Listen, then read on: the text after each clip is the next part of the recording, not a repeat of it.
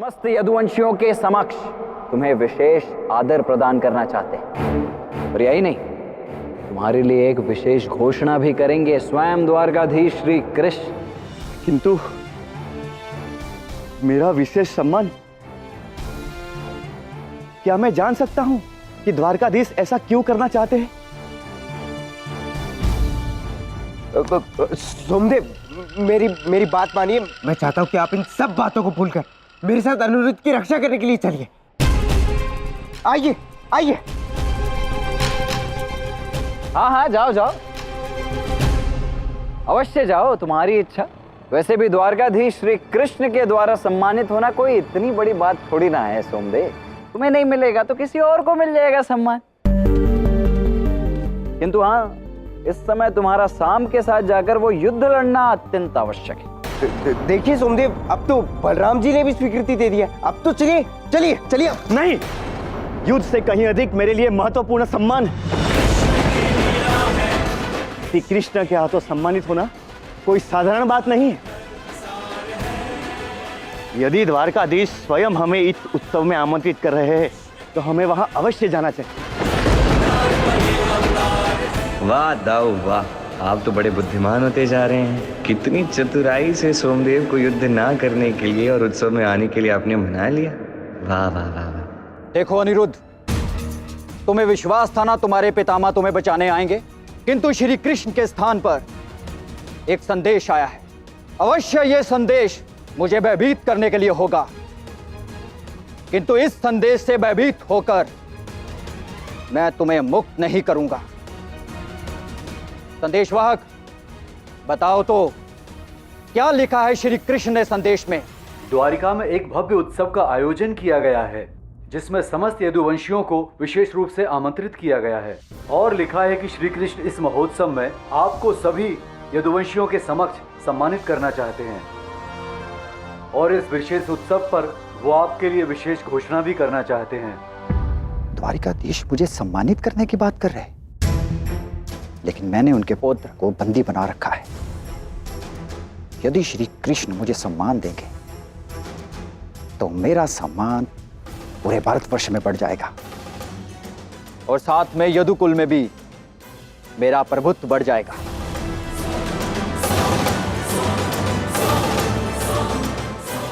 मैं अनिरुद्ध को इसी क्षण मुक्त करता हूं। जाओ, द्वारकाधीश को संदेश दो कि आज संध्या में कुमार अनिरुद्ध को मैं अपने साथ द्वारका लेकर आऊंगा। शीघ्र ही आओ पुत्र अनिरुद्ध, तुम्हारी माताएं तुम्हारी प्रतीक्षा कर रही हैं।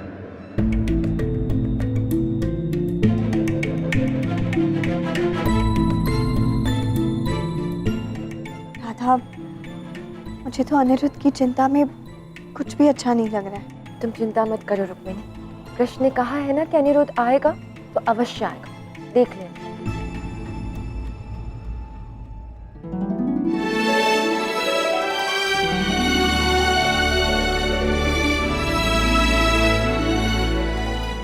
ये स्त्रियां भी श्रृंगार में कितना समय लेती हैं। कुछ कहा महादेव? नहीं, मैं तो ये कह रहा था गौरी, तुम्हें श्रृंगार की भला क्या आवश्यकता है? तुम तो वैसे ही इतनी रूपवान हो। आवश्यकता है महादेव। आवश्यकता है? तो यदि आपका श्रृंगार पूर्ण हो गया हो देवी, तो क्या हम द्वारिका के लिए प्रस्थान कर सकते हैं?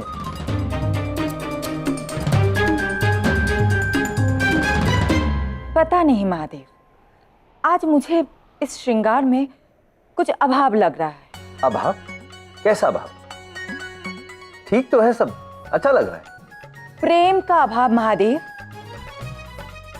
अब मेरे पति तो ठहरे निरासक, मैं कितना भी श्रृंगार क्यों ना कर लूं, जब तक पति के नेत्र पत्नी के सौंदर्य पर ना टिके तब तक इस श्रृंगार का कोई अर्थ ही नहीं है ना। पहले की बात और है, परंतु अब तो अपने आराध्य के आशीर्वाद से मैं भी प्रेम को भली भांति समझने लग गया हूं। विश्वास नहीं हो रहा ना, तो ये देखिए। पुष्प का गजरा? हाँ, ये पुष्पों का गजरा मैंने तुम्हारे लिए बनाया है। मैंने सोचा कि आज हम एक अत्यंत विशिष्ट समारोह में सम्मिलित होने के लिए जा रहे हैं, तो क्यों ना मेरी गौरी के केशों के लिए भी मैं एक विशेष पुष्पों का गजरा बनाऊं। ये गजरा तो अत्यंत सुंदर है, ये मेरे श्रृंगार को पूर्ण कर देगा। और देखो इन पुष्पों की सुगंध अभी तक कितनी अधिक है और कितने सुंदर लग रहे हैं, है ना? महादेव, हाँ, गजरा को निहारना हो गया हो तो बालों में लगा भी दीजिए। अवश्य।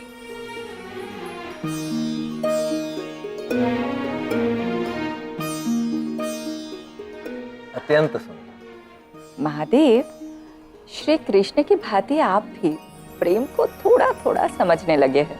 और नहीं तो क्या। किंतु एक बात है महादेव, एक और श्री कृष्ण ने देवलोक तक उत्सव का आमंत्रण दे चुके हैं, समस्त यदुवंशी आमंत्रित है। किंतु आश्चर्य इस बात का है कि उत्सव का कारण वो किसी को भी नहीं बता रहे। मुझे तो ऐसा प्रतीत हो रहा है कि कृष्ण अवश्य कोई लीला रचने वाले हैं। गौरी, जब तुम जानती ही हो कि श्री कृष्ण कोई लीला करने वाले तो सोचने का क्या लाभ। जब उचित समय आएगा तो श्री कृष्ण हमें अपनी उस लीला से अवगत करवा दें।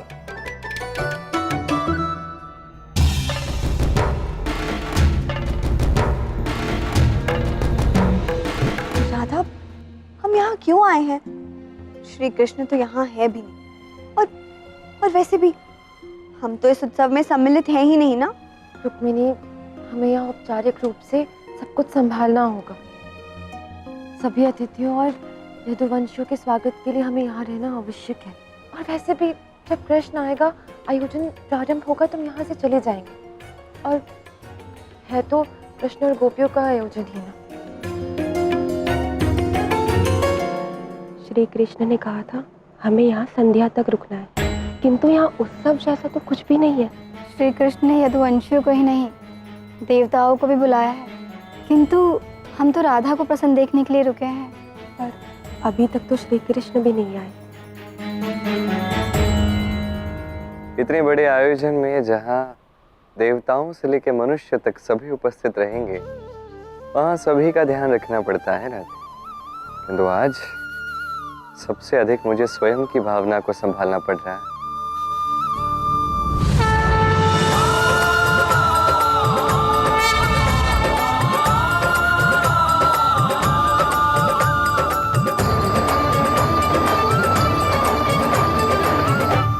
महादेव, हम यहाँ क्यों आए हैं? हमें तो द्वारिका जाना था ना। मैंने तो केवल श्री कृष्ण की आज्ञा का पालन ही किया है पार्वती। किंतु महादेव, यहाँ तो कुछ भी नहीं है। यहाँ उत्सव कैसे होगा? यहाँ तो चारों ओर अंधकार ही अंधकार है। अब आगे क्या होगा ये तो श्री कृष्ण ही जानते हैं। राधा, अब तक कोई भी देव नहीं पधारे। ये कैसे संभव है? तुमने सभी को स्वयं निमंत्रण दिया था ना। हाँ रुक्मिणी, मुझे तो लग रहा है कि कृष्ण ने कोई नई योजना तो नहीं बना ली। श्री कृष्ण अब तक हमारे स्वागत के लिए नहीं आए और ना ही कोई उत्सव प्रारंभ हुआ। ये तो हमारा अपमान है। कृष्ण, कहाँ हो तुम? शीघ्र यहाँ आओ।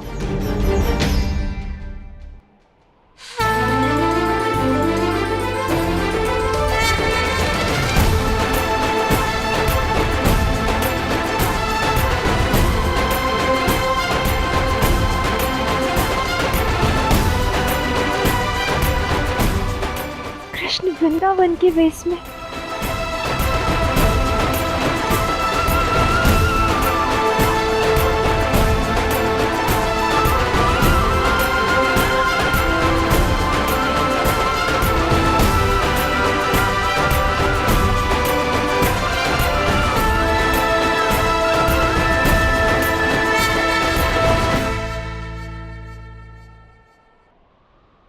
सभी अतिथियों का आज यहाँ स्वागत है। आज समस्त यदुकुल को यहाँ देख के मन प्रसन्न हो गया है। श्री कृष्ण, आपसे मिलकर हम सबको भी अत्यंत प्रसन्नता का अनुभव हो रहा है।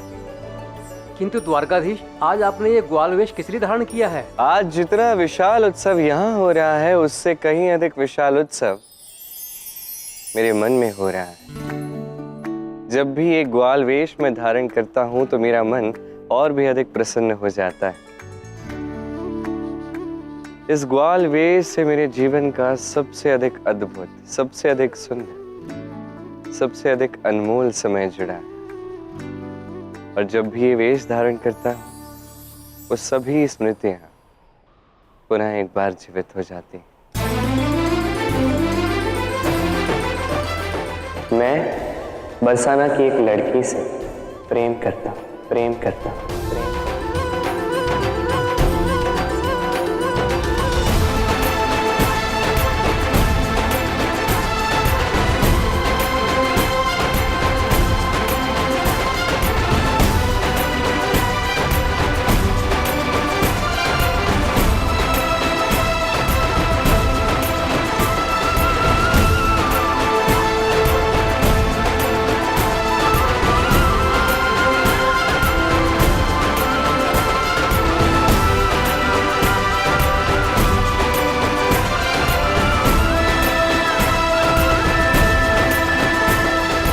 तब तो आपने उत्सव के अनुरूप ही वस्त्र धारण किए हैं। अति सुंदर। हाँ हाँ, ये बात तो उचित है। द्वारकाधीश, अब तो इस उत्सव को प्रारंभ कर दीजिए। किंतु उससे पूर्व हमारे विशेष अतिथि को तो आने दीजिए।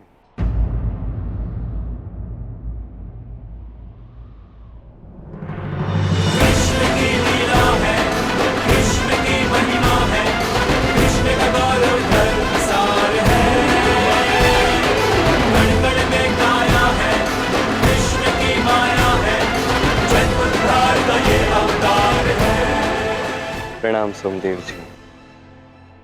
आज सोमदेव जी हमारे विशेष अतिथि हैं। मुझे सम्मान देने के लिए धन्यवाद श्री कृष्ण। इतनी शीघ्रता क्या है, आगे तो देखिए। अब यदि उत्सव के विशेष अतिथि भी यहाँ उपस्थित हैं, तो हमें उत्सव को प्रारंभ कर देना चाहिए। ऐसे कैसे? अब तक तो हमारे विशेष अतिथि आए ही नहीं हैं।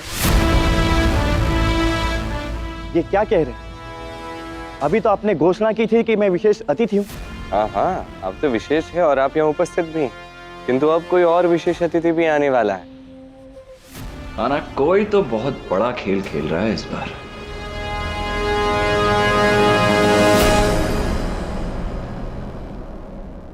लो, हमारे विशेष अतिथि भी पधार चुके हैं। मार्ग है ये धर्म का, कृष्ण के सुकर्म का, हार जीत पुण्य पाप, मोह त्याग भय विला, सर्वनाश। प्रणाम श्री कृष्ण। प्रणाम बलदेव जी। देखा, अब स्वयं ही देख लीजिए। कहा था ना मैंने आपसे, पिताश्री ने आपको अपने लक्ष्य से भटकाने के लिए आपसे असत्य कहा।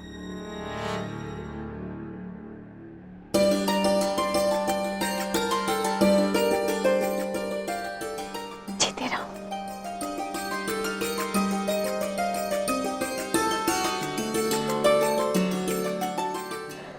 कैसे हो पुत्र? आपके आशीष से भला मुझे क्या हो सकता है माता?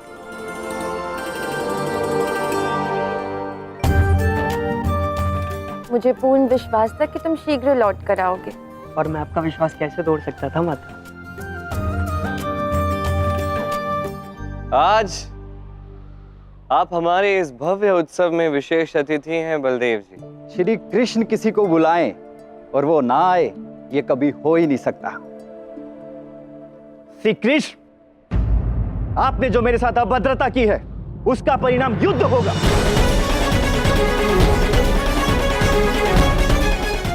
सोमदेव, शांत हो जाइए। आज कोई युद्ध नहीं होगा।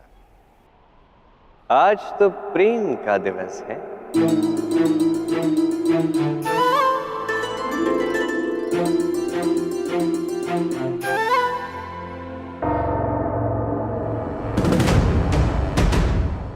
आज आप दोनों को यही सिद्ध करना है कि जहां प्रेम होता है वहां कोई युद्ध नहीं होता।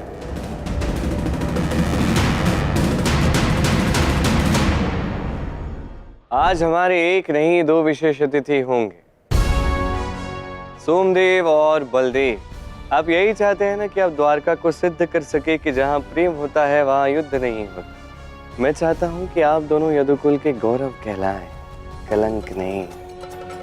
आप दोनों की एकता के कारण यदुकुल का ये नाम ऊंचा होगा। यदि आप दोनों यहाँ विशेष अतिथि बनकर राज करेंगे तो सम्मान प्राप्त कर सकते हैं। यदि आप प्रेम को अपने हृदय में उतारेंगे तो आप यहाँ उपस्थित हर एक व्यक्ति के समक्ष एक श्रेष्ठ उदाहरण बनेंगे। यदि आप दोनों ने आज एक दूसरे का अस्तित्व स्वीकार किया तो हमारा ये यदुकुल, इनके मध्य में जो आपसी मतभेद है उसका अंत हो जाएगा और सब एक हो जाएंगे। हाँ हाँ, यदुवंश की एकता को अखंडित रखने का ये उचित अवसर है।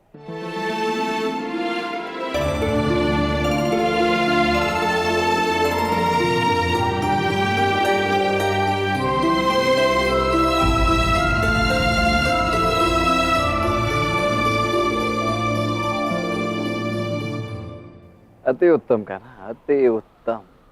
मान गया मैं तो तुम्हें। क्या खेल खेला है तुमने। मात्र एक संदेश से तुमने अनिरुद्ध को यहाँ बुलवा दिया और समस्त यदुकुल को आपस में टूटने से बचा भी दिया। सबसे बड़ी बात तो ये है कि इस कुटिल सांब के द्वारा छिड़ जाने वाले युद्ध को तुमने टाल दिया।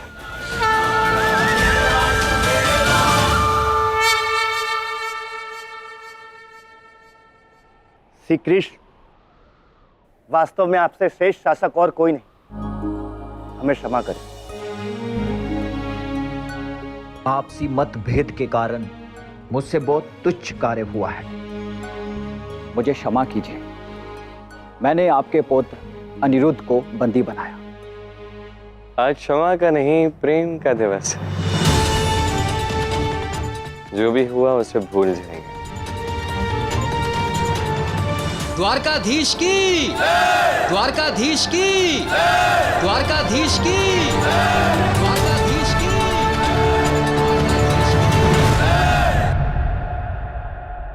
मैंने ऐसा कुछ नहीं किया जो आप मेरी जय जयकार कर रहे हैं। यदि इस जय जयकार का कोई अधिकारी है तो वो है अनिरुद्ध। अनिरुद्ध ने निर्भय होकर जिस प्रकार मुझ पे और द्वारका पे विश्वास दिखाया है, उसके लिए अनिरुद्ध की जितनी प्रशंसा की जाए उतनी कम है। इस युवा योद्धा ने मुझे यह सिखाया है कि किसी पर विश्वास करो तो पूर्ण विश्वास करो। कुमार अनिरुद्ध की, कुमार अनिरुद्ध की, कुमार अनिरुद्ध की, कुमार अनिरुद्ध की। राधा, तुमने सत्य कहा था। श्री कृष्ण जो कहते हैं वो अवश्य उसे पूर्ण करते हैं, किंतु हाँ, ये भी अवश्य है कि उनका मार्ग हमें समझ नहीं आता। परंतु इस उत्सव का मंतव्य क्या है? कृष्ण, ऐसा क्या है जो तुमने यहाँ सबको एकत्रित किया है?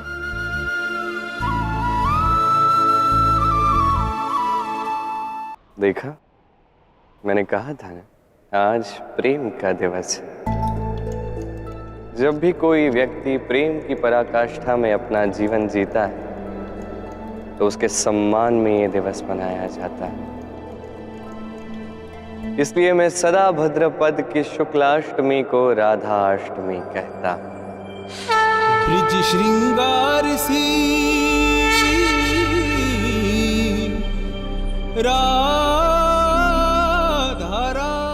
राधा इसी दिवस पर पृथ्वी पर आई थी। इसका नाम होगा राधा, राधा, राधा। सुगर और राधा ही तो प्रेम का प्रतिरूप है। निरख निरख छवि मन हर्षाए। उसने अपना जीवन प्रेम की पराकाष्ठा में जिया। मेरा विश्वास है कि इस प्रेम के दिवस पर यदुकुल की सारी शत्रुता प्रेम में परिवर्तित होगी।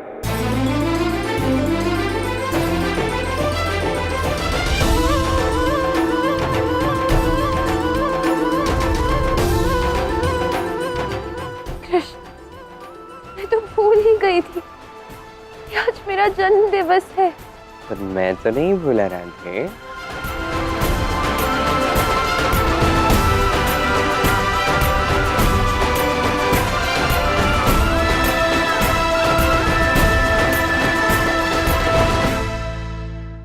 मैं सदा भद्रपद की शुक्लाष्टमी को राधाष्टमी कहता।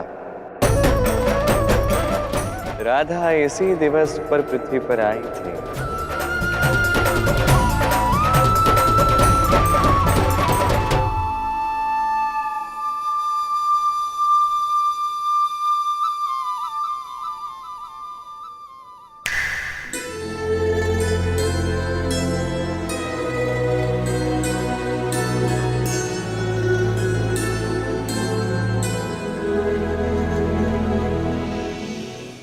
जानता हूं तुम्हें मुझसे बात करनी है ना, कहो जो मन में है। यही कि मैं कितनी सौभाग्यशाली हूँ कि कृष्ण मेरे लिए इतना कुछ करता है, और कितनी दुर्भाग्यशाली भी कि मैं अपने ही कृष्ण पर संदेह करती हूँ। तुम्हारे संदेह ने ही तो मेरे कर्म को सार्थक बनाया है राधे।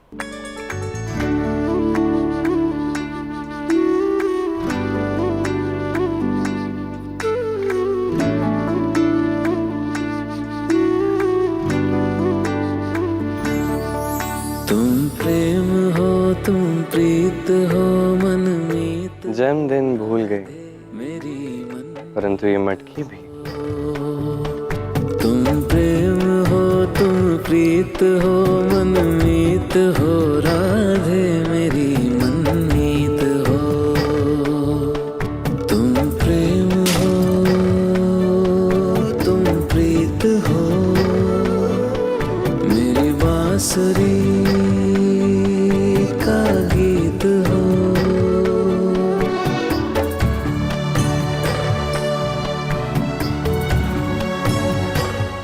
देखो इन पुष्पों को, कैसे भूल गए कि ये पुष्प तुम्हें सबसे अधिक प्रिय है।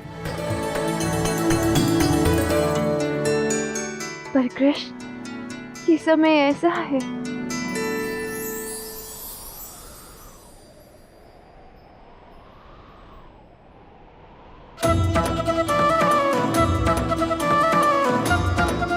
लो,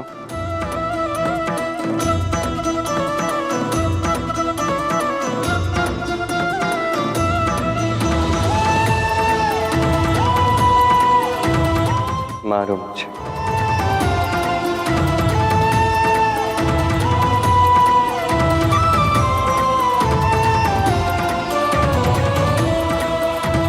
ये मार भी अभी अधूरी है राधे।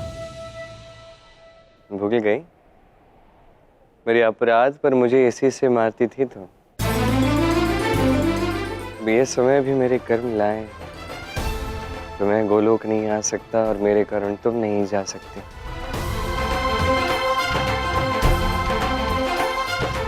उस अपराध के लिए दंड तो बनता ही है ना। दे दो दंड, किंतु क्रोधित मत हो रहा था। प्रेम पर विराम मत लगाओ।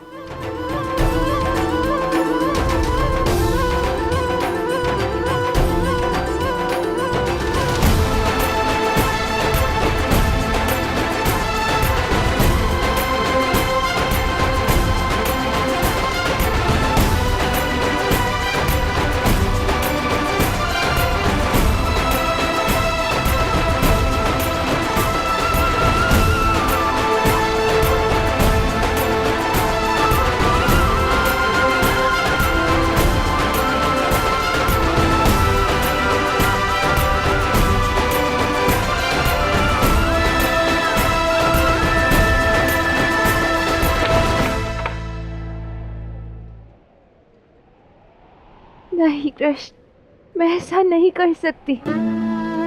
पर और अब ये जीवन उत्सव नहीं है, मन में अत्यंत दुख है, तो आनंद कैसे आएगा, प्रेम कैसे आएगा, उत्सव कैसे आएगा?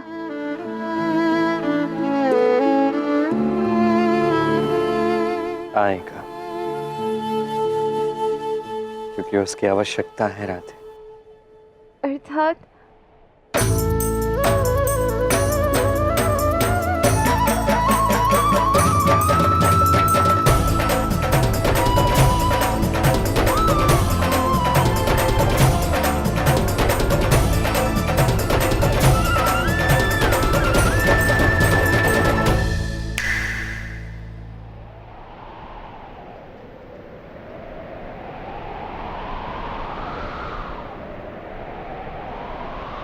राधा देवी प्रसन्न लग रही है।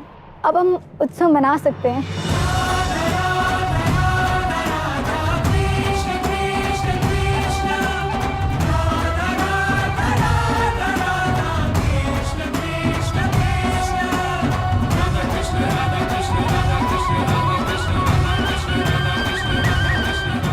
कृष्ण, कहाँ ले जा रहे हो? वहीं जहां तुम्हारे हृदय में प्रेम जागृत हो।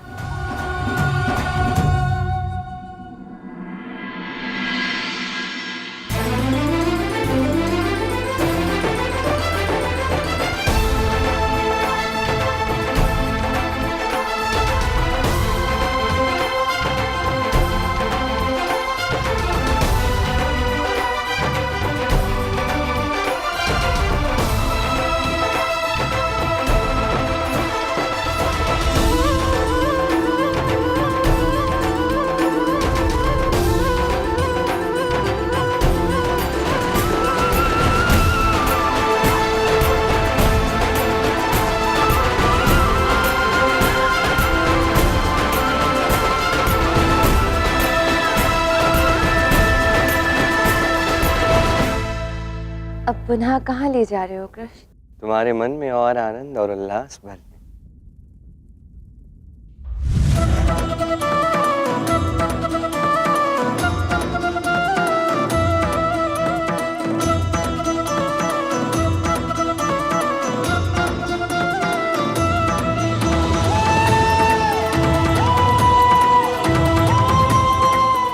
कृष्ण, यहाँ अंधकार क्यों है? जहाँ प्रेम नहीं होता वहाँ अंधकार ही होता है राधे। और राधा के मन में प्रेम का संगीत जागृत करने के लिए कुछ और की भी आवश्यकता है। क्या?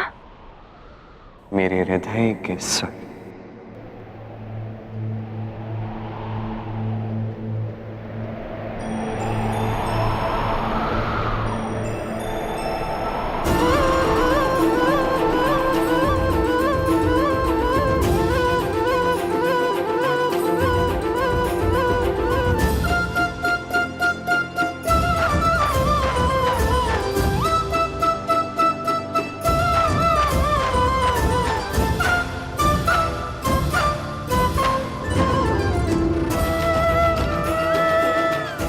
तुम यहाँ रहना नहीं चाहते और मैं चाह कर भी यहाँ से जा नहीं सकता। तुम्हें श्राप देती हूँ कृष्ण, जिस तरह तुमने मेरे पूरे कुल को आपस में लड़वा कर नष्ट कर दिया, ठीक उसी तरह सारा यदुवंश आपस में लड़कर समाप्त हो जाएगा।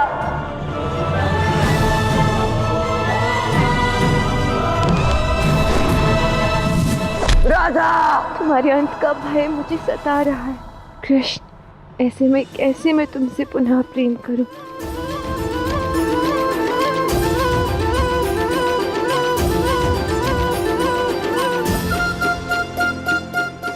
मेरे अंत का ये विचार जो तुम्हें आज वर्तमान में जीने नहीं दे रहा, उसके स्थान पर तुम ये क्यों नहीं सोचते कि आज के इस क्षण में हम दोनों साथ हैं?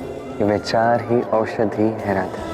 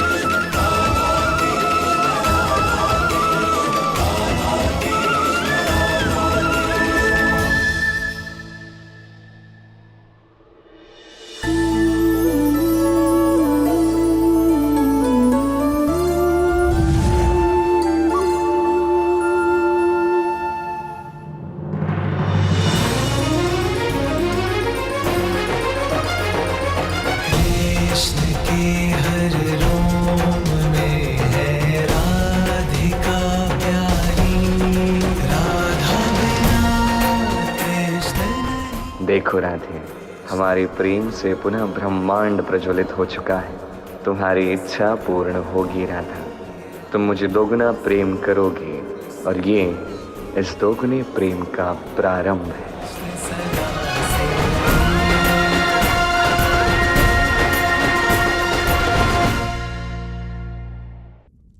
गुरुदेव,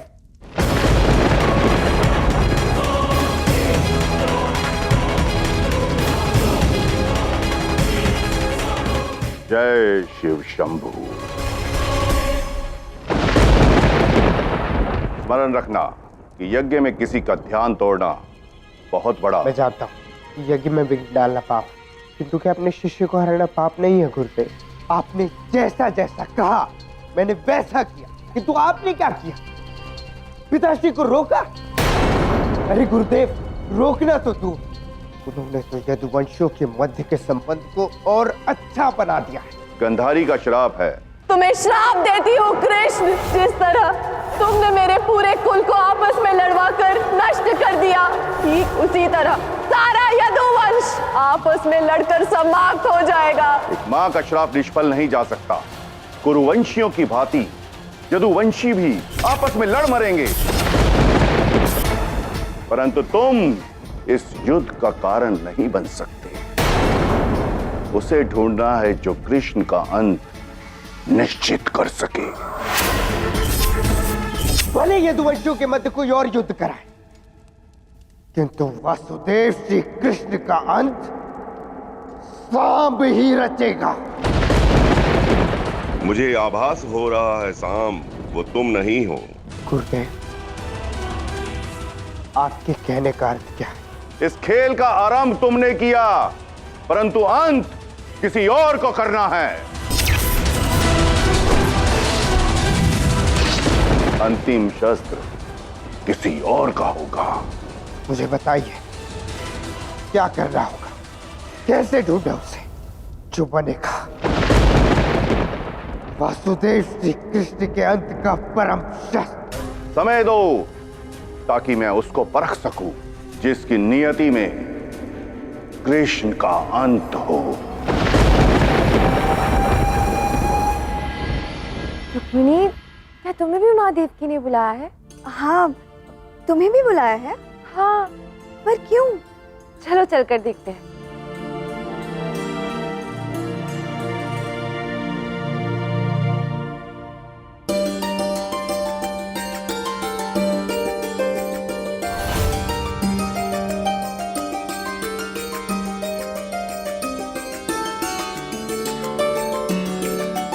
रुक्मिणी, आज कुछ विशेष है क्या? मैंने भी आज से पहले ऐसा कुछ कभी नहीं देखा। तो आ गई तुम दोनों?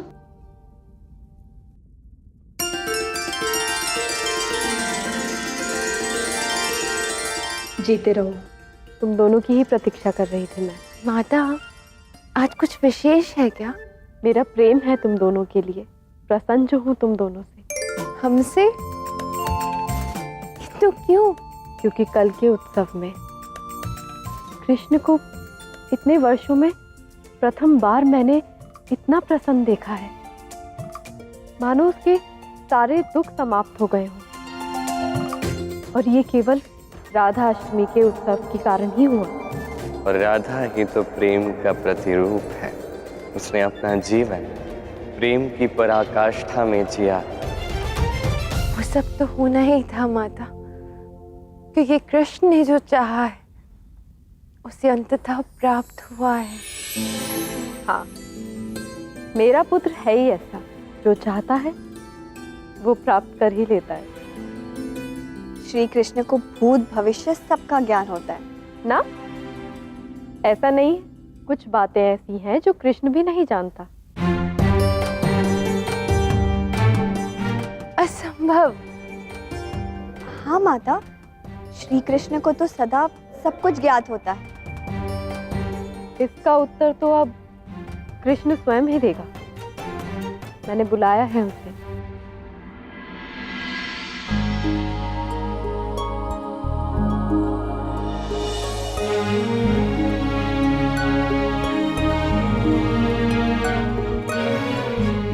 कहिए माता। ऐसा भला क्या है जो बताने के लिए आपने मुझे यहाँ बुलाया? उससे पहले तुम्हें मुझे कुछ ऐसा करके दिखाना होगा जो कभी तुमने मेरे लिए नहीं किया। तो ऐसा तो कुछ भी नहीं है जो मैंने अपनी माता के लिए नहीं किया है। ऐसा बहुत कुछ है कृष्ण जो तुमने अपनी माता के लिए नहीं किया।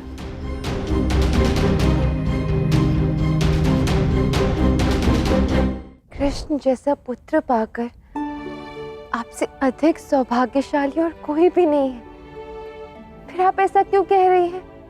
हाँ पुत्री, किंतु दुर्भाग्य ये है कि ना मैं उस पुत्र के लिए कुछ कर पाई और ना वो पुत्र मेरे लिए कुछ कर पाया। केवल मुख देखा था जब उसका जन्म हुआ के बाद कई वर्षों तक तो वो यशोदा के पास रहा। उसका सारा प्रेम यशोदा को मिला। उसका हंसना हो या रोना सब यशोदा ने देखा, मैंने नहीं। बालक मेरा था किंतु बालपन का आनंद तो सारा यशोदा ने उठाया। मैंने पाई तो केवल प्रतीक्षा।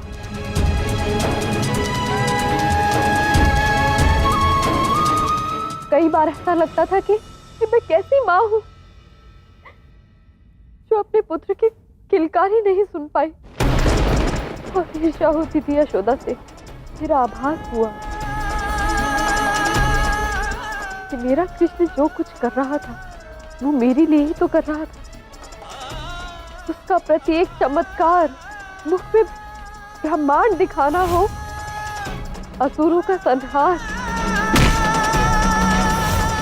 कालिया के फन पर नृत्य, सब कुछ मेरे लिए तो था। किंतु कारण था कंस को क्रोध दिलाना, ताकि कंस कृष्ण को चुनौती दे सके और कृष्ण मथुरा आए, कंस का वध करे। कृष्ण ने सब मेरे लिए किया, कंस का वध किया, अपनी माता को मुक्त करवाया। किंतु एक माँ की दृष्टि से देखो, जो बाल लीलाएं मुझे देखती थी वो सारी तो यशोदा के भाग्य में चली गई।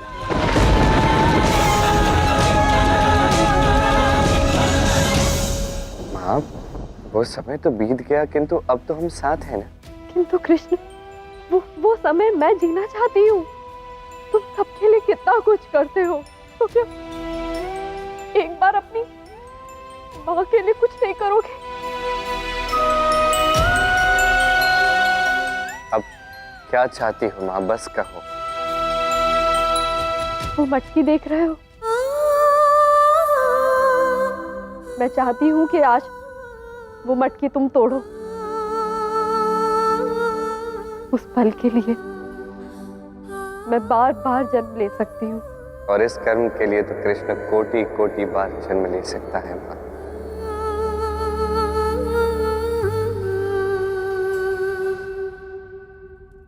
तो ये तो बहुत ही ऊंची टंगा दी आपने।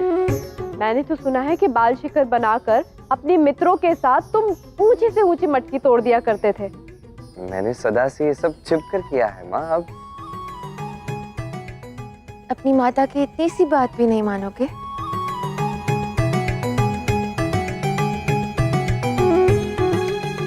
प्रेम के लिए तो मैं कुछ भी कर सकता हूँ राधे। और यदि माँ का प्रेम हो, ममता, तो प्रेम तो सर्वोच्च स्थान पर रहता है। और माँ की इच्छा मेरे लिए सदैव आदेश।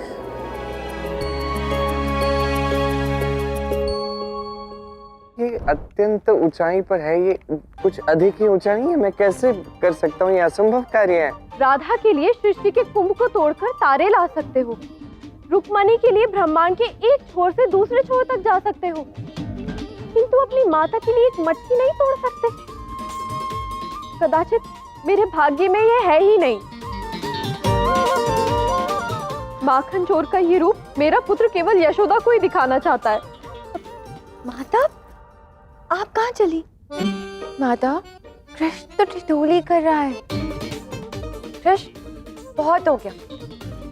जो माँ देवकी ने कहा है उसे पूर्ण करो। मेरे जीवन में आए सभी लोग यहाँ इकट्ठा हुए हैं ये जताने के लिए कि कितना प्रेम करते हैं कृष्ण से। तो ठीक है ना, जिसने जन्म दिया है वो बालपन का सुख तो चाहेगी ही। आपको सुख मिलेगा माता। माता मेरी ओर देखो तो सही।